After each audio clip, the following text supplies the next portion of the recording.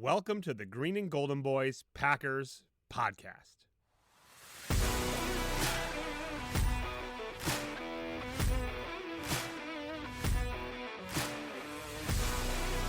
Coming to you from Minneapolis, Minnesota.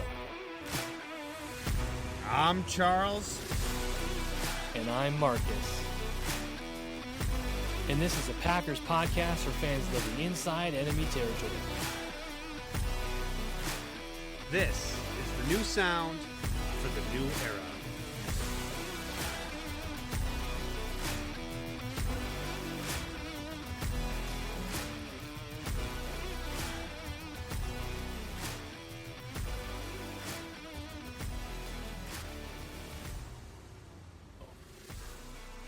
All right. Well, Charles, how are you?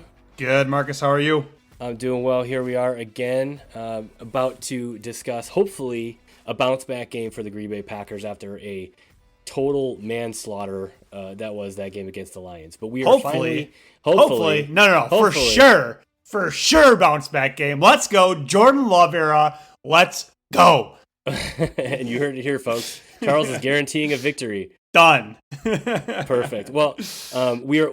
I saw this stat the other day, or I don't know if it's a stat, but this the Packers have the lowest strength of schedule for the rest of the season compared to any team in the NFL, which boggles my mind a little bit. But obviously we're 4 games into the season now, and you get to see a little bit about the teams and how they're playing and their current schedule or their current records and things like that. But that includes this Las Vegas Raiders team, who is not very good. Not very good. Not very good. They are 1-3 at this point. And who they beat? I don't know. The Broncos. That's right. The Broncos By a point. Were awful. Although Yeah. the Broncos did come back and beat the Bears, who I thought were going to get their first win of the season. But anyway, I digress. The Las Vegas Raiders, led by our old friend Davante Adams, who is still an all-pro wide receiver, but seemingly is their only offensive weapon so far this season. They have Jimmy Garoppolo, obviously, who's played in some huge games. He's beaten the Packers a handful of times. I'm hoping he doesn't do it again. And that was just a product of the Kyle Shanahan Niners club. But he hasn't been great this season either. I mean, he's, passed for 709 yards, but only 5 touchdowns and 6 interceptions. Yeah. They are also the last place rushing team in the league. Which blows my mind. Yes. Right. They have their number one rusher is Josh Jacobs, who has hit 1,000+ rushing yards 3 times in his career so far in like 6 or 7 years, and he only has 166 yards on this season. So I'm hoping the Packers can hold them under $150. What do you think? So that's, let's cut right to it. That's the key to the game, and that's what makes me so nervous. Like, I do not want this to be the welcome back to the NFL Josh Jacobs game, right? Like, this can't be a get right game for him. And just based on what we've seen against Atlanta, against the Lions, I'm nervous, man. I'm nervous that this is the game that Josh Jacobs puts, 200 yards up. Yeah, and if he's going to do it, he's going to do it against us. He's going to do it against us, right? So, yeah. I mean that's kind of my matchup to watch is Josh Jacobs versus our defensive line. This could be a get right game for either team in that respective weakness. The Packers could hold him to 70 yards, or he could break a couple loose and get over 100 yards for the first time this season.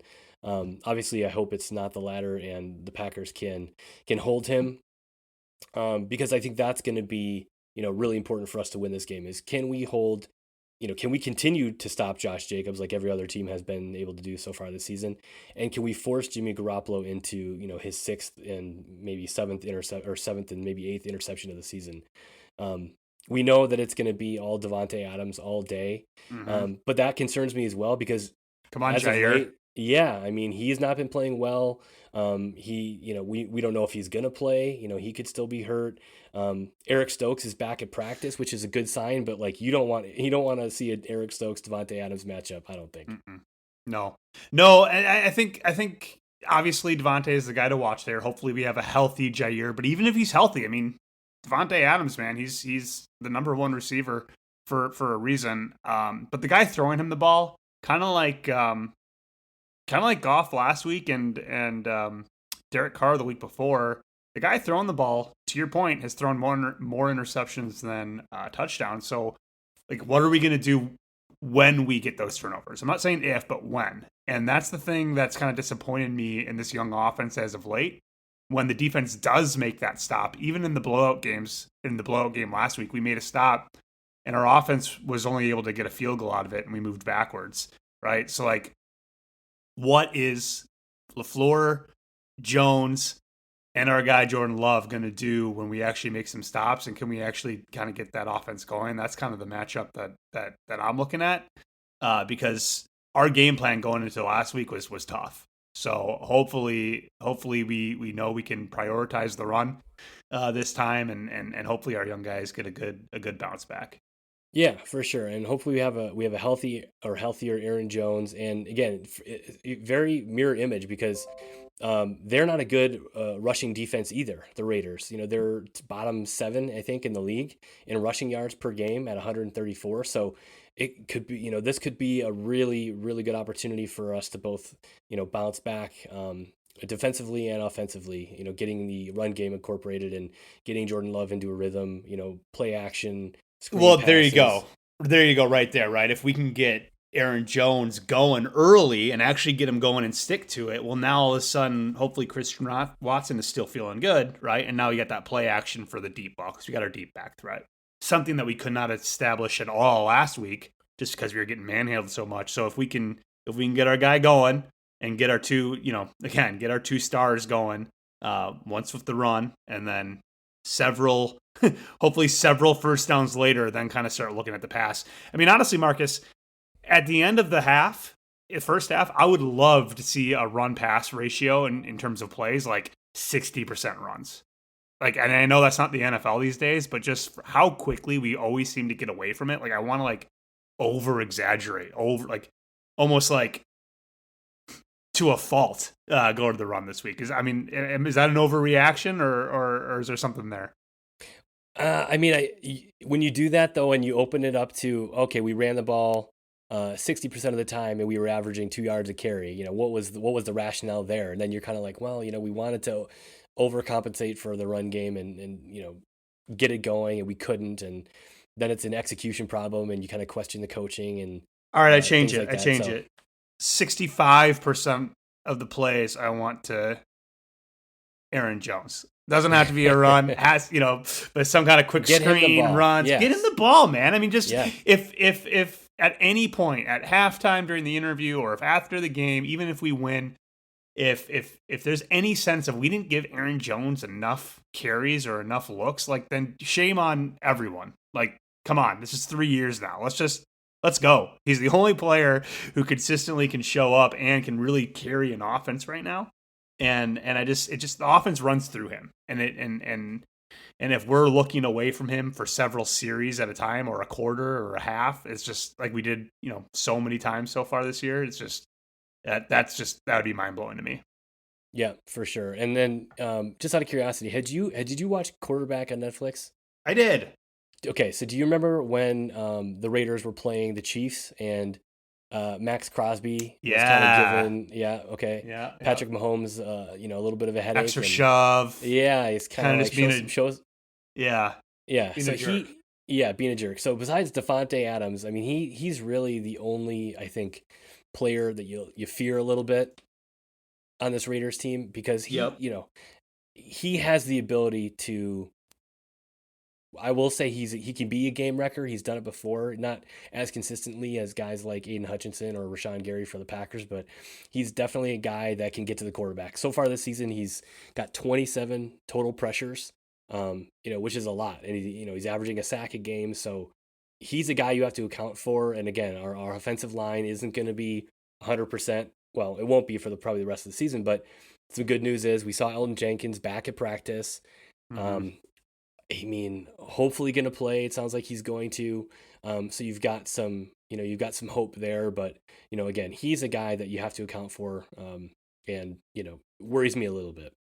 Yeah. And again, account for. So a young quarterback might not always call the right protection at the line. So LaFleur, again, this is on you a little bit, right? Let's make sure that we're putting 2 bodies on him, or 1.5, right? Whether it's Dillon or Jones, clipping him as they leave for their route. It's just a scheme thing, right? And it's just making sure that we're putting our best guys in the best position.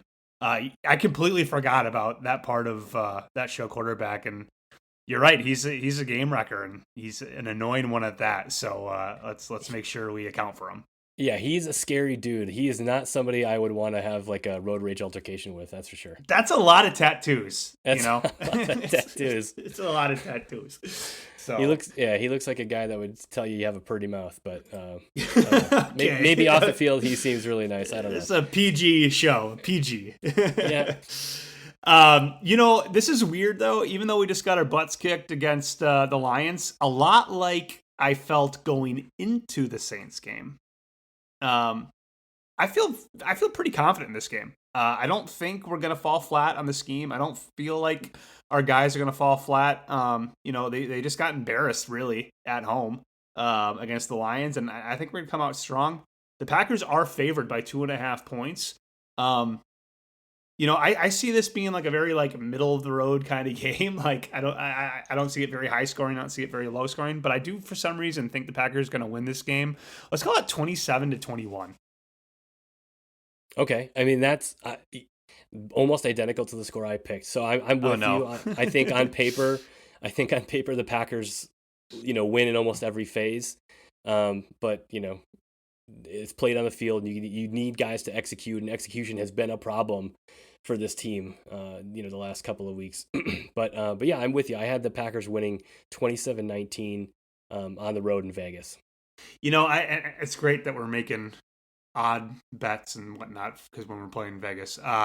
But now that I've made my pick, I do say I do have this other feeling in me where we haven't really had Anders Carlson like in a high pressure kick yet. Do you think that kick happens this week at all? Maybe it's not the game winner because we both just predicted a score that's more than 3 points. But, we haven't really seen the high pressure kick. Oh, I take that back. We had to get the extra point against the Saints to win it. But what do you think? You think Carlson has another has a more important or clutch field goal kick this week?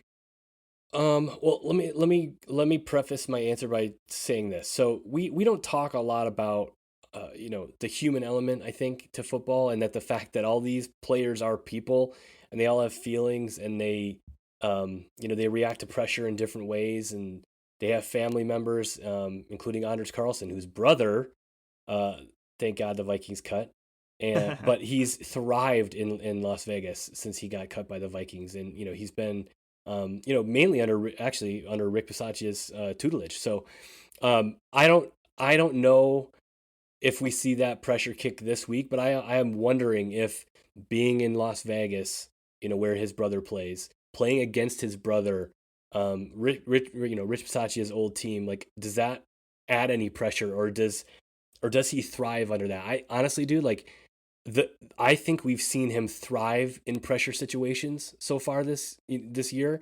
Like when he needed to make a 62-yard field goal in the preseason, he made it. He's hit everything he's kicked so far this year. And if kicking as a rookie for the Green Bay Packers isn't pressure, I don't really know what is. But he seems like the player who thrives on that type of situation. So I don't know if we see it this week or not, but if we do, I think he comes through. I think the storyline is there, so hopefully that happens.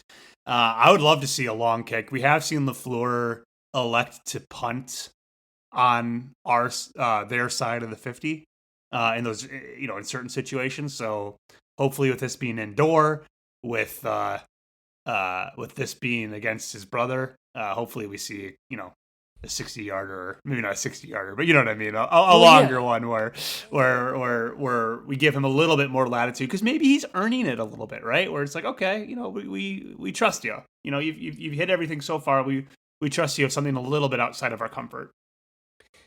This comes back to a point I think I've made a couple times this season. Is just like, this is going to be a tough year regardless of what happens, and why not let your kicker try to cut loose a little bit? You know what I mean? Yeah. indoor. Yeah, I agree.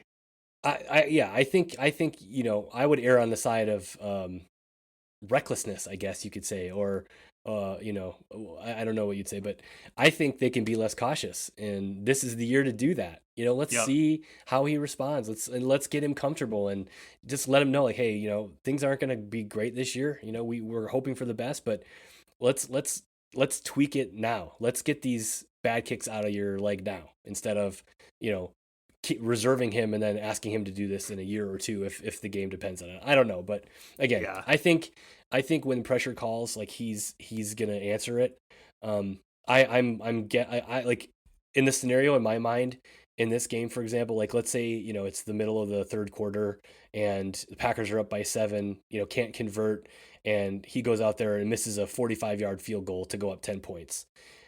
I think it's more likely he misses a kick like that than if the same, like if his scenario was 30 seconds left in the game, he's got to hit a 51 to win it. You know what I mean? Wow. Like Okay. that's just kind of that's kind of the vibe I've been getting from him this Okay. entire time. So Yeah. I like it. I mean, I don't love it, but I like it. So yeah.